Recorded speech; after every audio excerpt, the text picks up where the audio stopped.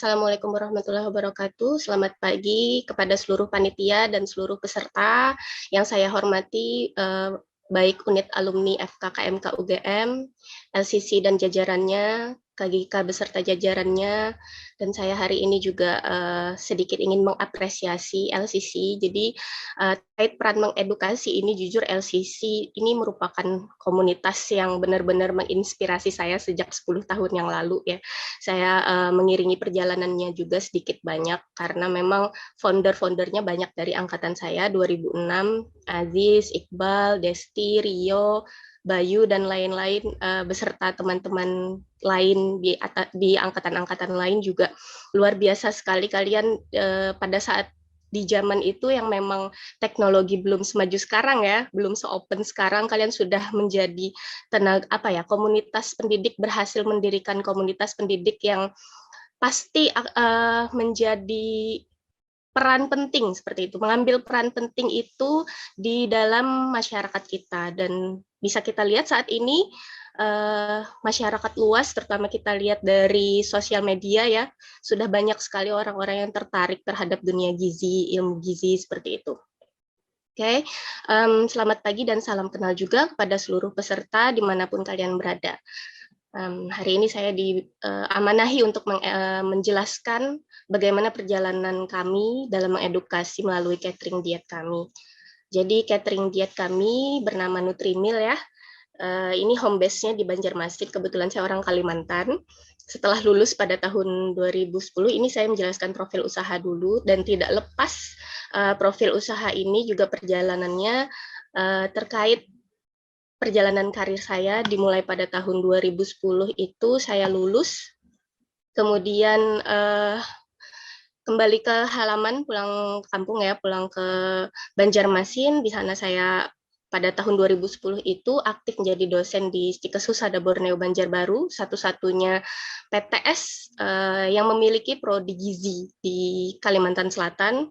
Kemudian juga saya diberi kesempatan untuk memandu untuk mengisi beberapa hari dalam seminggu di praktek gizi di RS swasta di Banjarmasin. Dan alhamdulillah pada tahun 2011 saya diterima di PNS di rumah sakit, salah satu rumah sakit umum milik pemerintah Provinsi Kalsel. Nah, kemudian dari tahun 2012 sampai 2014 saya stop mengajar di Stikes Husada Borneo dan praktek di rumah sakit swasta, dan saya fokus di rumah sakit pemerintah karena waktu itu saya juga sedang hamil anak pertama. Nah, pada saat fokus tersebut menjadi nutrisionis di rumah sakit, saya banyak menggali asesmen, kemudian mengedukasi pasien-pasien dan menemukan peluang bisnis ini. Jadi banyak masyarakat, terutama pasien ya di rumah sakit tempat saya bekerja, yang mereka bingung setelah pulang dari rumah sakit, diperbolehkan DPJP-nya pulang, sedangkan penyakit mereka memerlukan panduan pola makan yang benar-benar berubah dibanding sebelumnya. Nah, mereka tentunya kebingungan kalau misalkan ada catering diet yang membantu mereka dalam memenuhi pola makan yang baru tersebut. Tapi di Banjarmasin di saat itu tuh belum ada seperti itu. Nah, saya menemukan peluang ini, kemudian pada tahun 2014, sempat setahun sampai 2015 saya mendirikan catering diet bersama teman kantor di luar posisinya, lokasinya dekat kantor kayak gitu. Jadi kita mensupervisi bergiliran. Cuman dari pengalaman selama setahun itu bersama teman-teman dekat saya, banyak sekali pengalaman, banyak sekali saya pribadi menemukan kekurangan-kekurangan dalam diri pribadi saya. Maksudnya, saya mengelola catering ini bersama teman-teman, kok malah merasa semakin saya perlu belajar tentang ini, saya perlu belajar tentang skill komunikasi pada customer, saya perlu belajar skill memanajemeni SDM yang memang berbeda sekali ya dari skill-skill yang kita perlukan di rumah sakit dan pada saat menjadi tenaga pendidik seperti itu. Nah, jadi sempat terbersit juga untuk melanjutkan pendidikan, dan alhamdulillah pada tahun 2000 2018 sampai 2020 Allah memberikan kesempatan kepada saya sekeluarga merantau kembali ke Jogja untuk melanjutkan pendidikan. Nah, jadi dari tahun 2016 itu saya mulai membuat konsep yang lebih matang bersama suami untuk membangun catering, dan pada tahun 2017 terbentuklah Nutrimilk Banjarmasin Diet Catering. Dulu awalnya tim kami cuman ada 3 orang. Jadi di luar saya dan suami ya, maksudnya ada 2 staf chef dan asisten chef, kemudian 1 orang lagi driver, karena memang tidak waktu itu tidak sebanyak sekarang seperti itu ininya customer-nya. Nah, alhamdulillah selama setahun kami merintis, alhamdulillah catering kami bisa autopilot. Pada saat itu bisa kami tinggalkan untuk merantau. Jadi 2 tahun itu kami memantau melalui, kemudian di tahun 2020 kami kembali pulang kampung. Nah, kemudian saya kembali bergabung ke Stikes Husada Borneo sebagai dosen luar, dan sampai sekarang alhamdulillah masih aktif karena memang IDN saya sudah terbentuk ya sebelum saya masuk ke PNS. Oke, itu sedikit berbagi cerita tentang perjalanan terbentuknya Nutrimilk. Nah, ini produk kami, sedikit menjelaskan tentang produk Nutrimilk. Kami punya 3 paket, jadi ada low calorie diet, ini untuk yang menurunkan berat badan, kemudian ada special need diet, ini adalah produk yang kami khususkan untuk penyakit diet dengan penyakit ya, jadi DM, hipertensi, dan lain sebagainya. Kemudian ini intensive care diet untuk yang peningkatan kebutuhan energi dan protein. Jadi memang produk kami ini paling banyak itu peminatnya memang lebih ke low calorie diet kalau saat ini. Ini yang paling banyak diminati, dan untuk special need diet juga cukup banyak yang peminatnya. Dan ketiga produk ini sangat berbeda karakteristik customer-nya. Nah, ini yang kami pelajari selama ini. Pada low calorie diet itu biasanya mereka-mereka yang masih muda, yang usia produktif. Untuk yang special need diet ini biasanya usia 40 tahun ke atas, dan intensif ini teman-teman yang customer-customer kami yang memerlukan kondisi khusus seperti misalkan atlet, bumil, busui, dan lain sebagainya. Sedikit kalau boleh saya mengenalkan tim kami. Jadi saya dan suami saya Anan, Chief Operating Officer-nya. Pak Hadi dan Ibu Desi ini sebenarnya kakak kandung saya, Pak Hadi, dan Ibu Desi ini kakak ipar saya. Kebetulan mereka punya PT, dan Nutrimilk bergabung ke PT mereka, PT Bakara. PT Bakara ini dia aktif di bidang outsourcing. Jadi kami adalah salah satu anak perusahaan dari mereka. Oke, nah ini kami punya chef, namanya Chef Dadan, kemudian Chef Lia, dan ini kami manggilnya Bunda. Beliau dari pertama kami terbentuk, Bunda ini sudah membersamai kami, dan memang beliau loyal sekali kepada kami, mau dipanggil jam berapapun, mau masakannya seperti apapun, Bunda selalu siap. Ahmad yang bertanggung jawab di bidang logistik, seperti itu. Untuk edukasi saya dibantu Dadan. Kebetulan Dadan ini dia juga seorang ahli gizi, dia juga chef, dan dia juga yang saya amanahi untuk melihat quality control-nya ya. Nah, ini juga ada 2 orang chef asisten, kami dibantu 2 orang driver tetap. Jika pesanan kami lebih dari kuota, biasanya kami dibantu driver online. Nah, edukasi gizi sendiri berdasarkan pengalaman pribadi saya, alhamdulillah, biiznillah ya, dalam karir gizi, dalam karir hidup saya, Allah memberikan saya kesempatan untuk mencicipi bagaimana beberapa peran edukator, baik dari saya sebagai ahli gizi di rumah sakit, maupun saya tenaga pendidik di kampus, maupun di bisnis catering diet saya. Jadi di awal dulu, pada tahun 2017, kurang lebih 1 tahun sampai 2018 itu kami kami jemput bola, kami langsung datang ke rumah-rumah customer, menjelaskan secara langsung, membawa alat-alat antropometri seperti gambar dua gambar di atas ini, salah satu beberapa customer kami mengedukasi secara langsung seperti itu. Tapi karena memang kami kemajuan teknologi juga, kemudian kami rasa karena saya juga banyak sekali tanggung jawab lain, oleh karena itu kami mulai beranjak online melalui chat, melalui biasanya juga bisa voice note, bahkan telepon seperti itu. Untuk di rumah sakit dan untuk tenaga pendidik, saya rasa juga teman-teman di narasumber hari ini akan lebih banyak menjelaskan.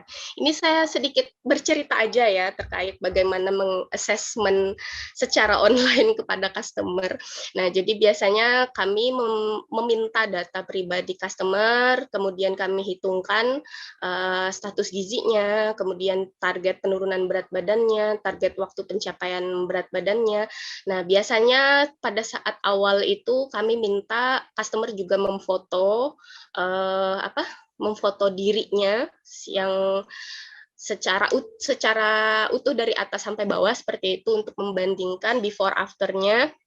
Kemudian juga kami menjelaskan bagaimana cara menimbang yang baik untuk mengurangi biasnya ya, seperti itu. Juga didukung kalau misalkan pada pasien-pasien tertentu, pada customer tertentu yang memang ada masalah penyakit, mereka juga kita minta hasil penunjangnya. Kemudian kita assessment juga fisik klinis dan dietary-nya. Diagnosa ini kita perlukan, tapi sebenarnya untuk kita sendiri, jadi di panduan dietnya nanti setelah selesai di assessment, itu tidak kami tunjukkan secara umum seperti ini, karena memang customer kan juga tidak terlalu paham dengan ini, cuman kita bisa bahasakan pada bahasa umum saja seperti itu. Ini saya tunjukkan aja ke teman-teman peserta ya, panduan diet yang kami buat di Nutrimil. Nah, ini biasanya kami berikan hasil assessment-nya hari pertama dan hari kedua. Kita biasanya mengassessment itu menggunakan chat. Ini ada contohnya juga. Mana ya tadi? Nah, ini kami recall-nya dalam bentuk seperti ini. Kalau misalkan ada yang masih kurang paham, saya telepon atau saya voice note, Mbak ini berapa gram, supaya lebih jelas seperti itu. Lalu kita masukkan ke dalam perhitungan energi dan zat gizi, lalu kita rata-ratakan dan kita hitung bagaimana menerjemahkan ke dalam pola makan sehari. Kami berikan contoh menunya juga, lalu kita berikan saran-saran, berikan edukasi kepada customer seperti itu. Nah, biasanya mengingatkan 5 menit lagi ya, Mbak. Oke, terima kasih. Berarti saya langsung aja ke peluangnya ya. Nah, jadi intinya sih kalau untuk tantangannya terkait di dalam bisnis catering diet ini, kalau melalui online ini tentu saja ya, pasti akan ada risiko bias, baik dari assessment, baik dari bias informasi yang kita sampaikan kepada customer. Nah, jadi memang komunikasi itu melalui chat ada seninya juga seperti itu. Jadi kalau misalkan kita kurang menggali lebih detail atau misalkan customer kadang juga mereka menutup-nutupi atau tidak ingat atau bagaimana itu membuat kita kesulitan dalam mengassessment permasalahan gizi mereka. Kemudian juga bagaimana dalam mengedukasi ini pemahaman mereka terhadap makanan, terhadap gizi seperti itu kalau customer-nya sudah tahu duluan, sudah paham duluan itu akan memudahkan kita. Kemudian juga customer kami kebetulan kan memang dari kalangan menengah ke atas ya, karena memang peminatnya lebih banyak di sana, sasaran kami juga di sana, dan mereka ternyata knowledge-nya juga lumayan seperti itu. Jadi kadang pertanyaan-pertanyaan mereka yang di luar pemahaman kita seperti itu. Jadi kita memang harus terus belajar ya, harus terus-menerus update ilmu dan teknologi, dan bagaimana caranya membangun kepercayaan kepada customer-customer baru atau calon-calon customer yang biar mereka, oh aku akan memilih catering diet ini deh daripada yang lain seperti itu. Bagaimana juga kadang customer itu mereka merasa tidak memerlukan edukasi dari kita. Nah, itu salah satu tantangan juga. Jadi kayak saya sudah paham kok Mbak. Jadi itu salah satu kesulitan-kesulitan yang memang kita perlu memberikan solusinya, kita perlu mempelajari lebih dalam lagi. Nah, tapi peluangnya yang bisa kita miliki adalah, apalagi kita semuanya di sini baik panitia dan peserta sebagai ahli gizi, tentu kita punya relasi dan jaringan yang linier ya.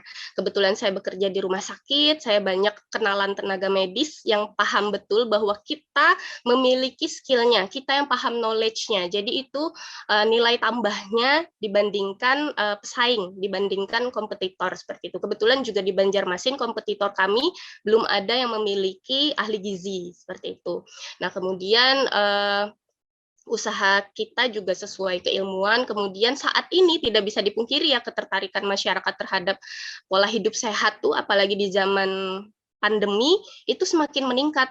Nah, ini sebenarnya ada nilai plus di sini supaya kita kadang bisa membantu masyarakat untuk memfilter edukasi informasi yang mereka terima. Jadi Nutrimil juga selain mengedukasi customer, kami perlahan-lahan mencoba membuat konten materi dalam bentuk foto di Instagram Nutrimil yang berdasarkan bukti ilmiah. Jadi berdasarkan jurnal-jurnal terbaru yang memang yang bereputasi atau terakreditasi, kami terjemahkan menjadi konten-konten ilmiah yang mudah dibaca oleh followers kami seperti itu. Dan produk merupakan sesuai dengan karakteristik bisnis new normal ya. Jadi karakteristik bisnis new normal ini prinsipnya ada 4, harus hygiene, low touch, low mobility, dan less crowd. Jadi memang konseling melalui online ini risikonya sangat rendah, maksudnya di zaman pandemi. Jadi kita meminimalisir bertemu, kemudian memfasilitasi dan memudahkan customer kami seperti itu. Juga produknya sendiri kan juga di pesan antar ya, jadi tidak ada kerumunan. Kami belum punya sejenis kafe atau restoran seperti itu, jadi memang murni masih pesan antar. Nah, ini saya sengaja letakkan terakhir, manfaat-manfaat menjadi edukator ini. Harapan saya di slide terakhir ini menjadi apa ya, istilahnya tuh penyengat seperti ininya LCC juga ya, semangat untuk memberikan edukasi, yaitu kita punya peran dan manfaat bagi membangun kesehatan masyarakat. Kita juga bisa diniatkan untuk ibadah, apa yang kita sampaikan kan salah satunya termasuk amal jariah.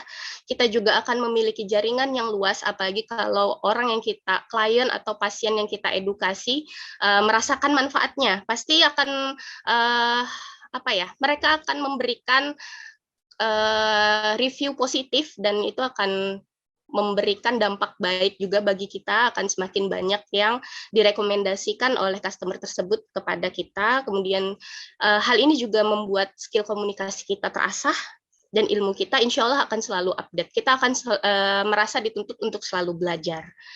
Oke, saya rasa materi yang saya berikan sudah selesai. Oke, ini materi slide terakhir